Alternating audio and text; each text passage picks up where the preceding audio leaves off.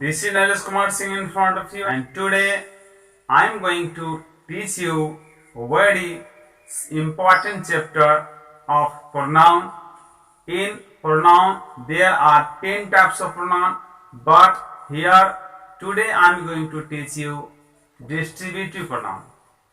Let's come to the board and know about the examples of these pronouns. The example is each, either, and neither. Today I am going to teach you the classification of these words, that is each, either, and neither. Come to the board.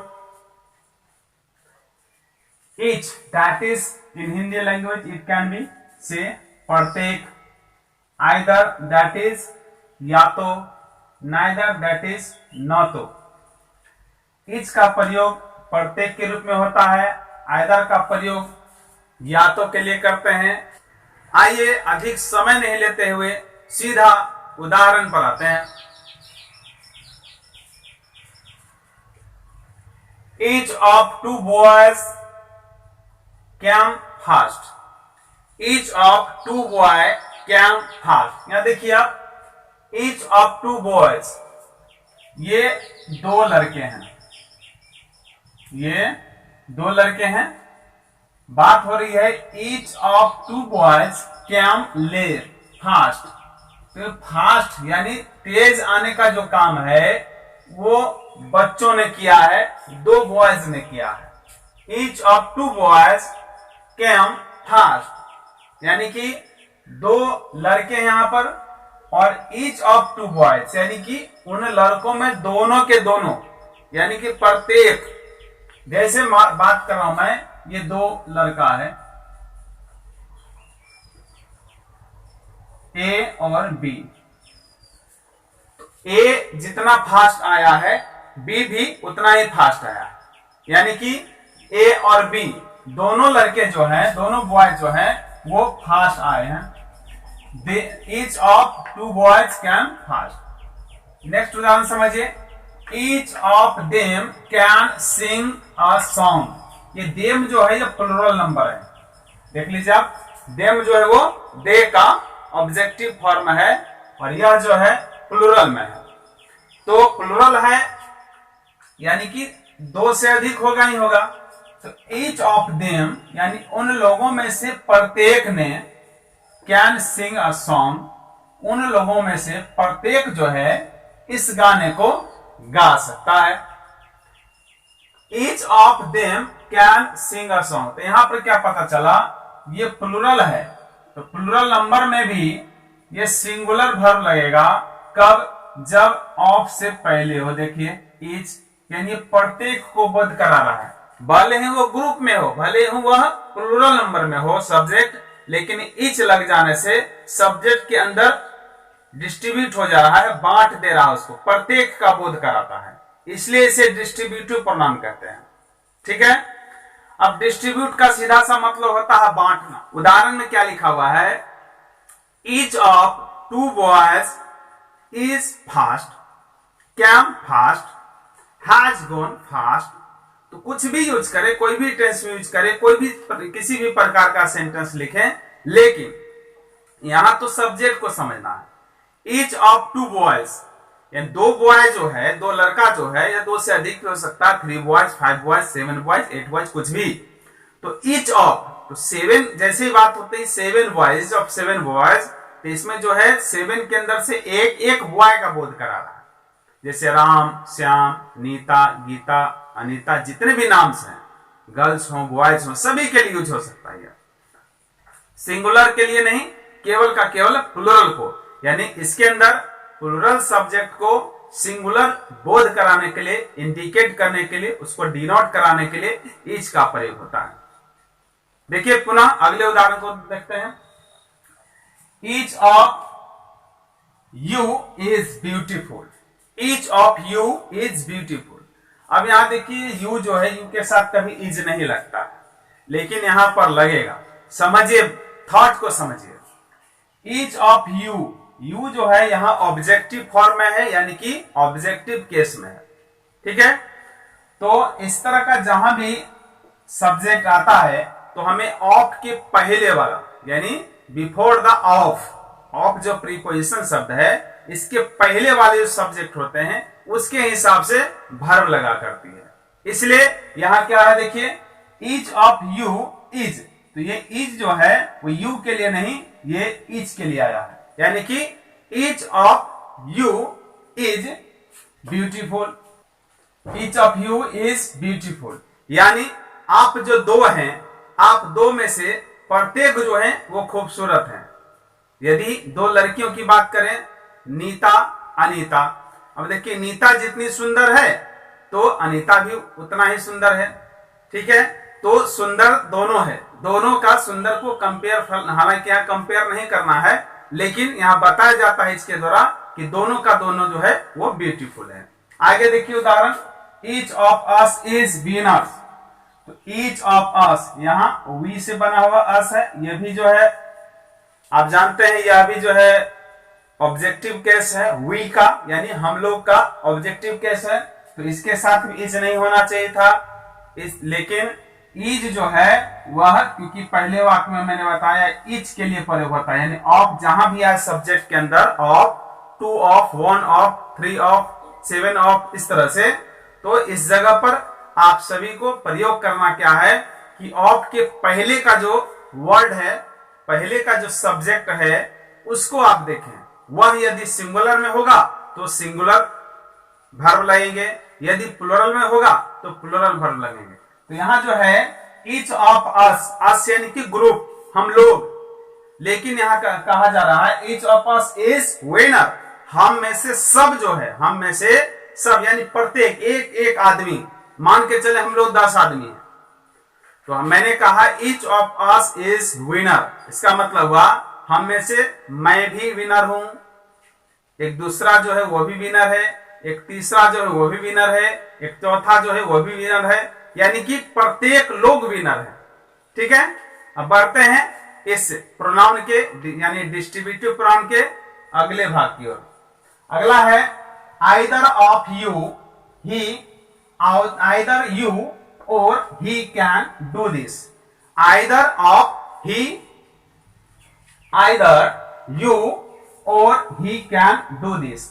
तो either का प्रयोग जो है वह हमेशा दो के लिए प्रयोग होता है, और दो में से किसी प्रत्येक का यूज कराने के लिए, प्रत्येक का बोध कराने के लिए।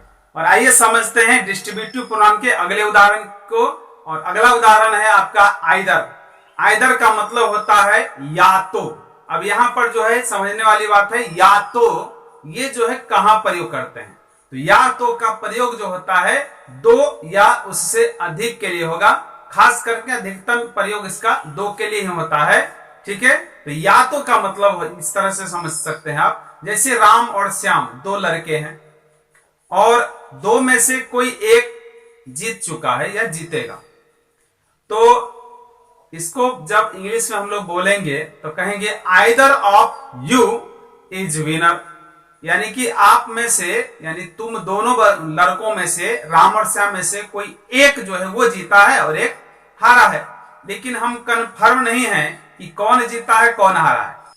तो इस प्रकार से इस तरह के वाक्यों के लिए आप आइदर का प्रयोग करें जिसके बारे में पता ना हो कि कौन सा सही हो।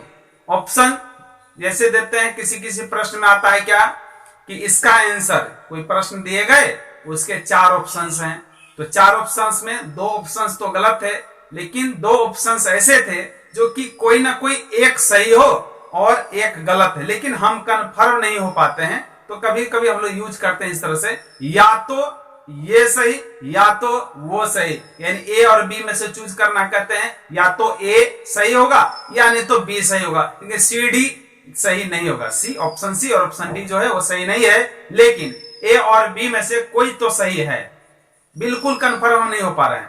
तो इस समय जो है हम प्रयोग करेंगे क्या, either, either you or he, either I और यू, आइदर ही और सी, इस तरह से इसका प्रयोग करते हैं।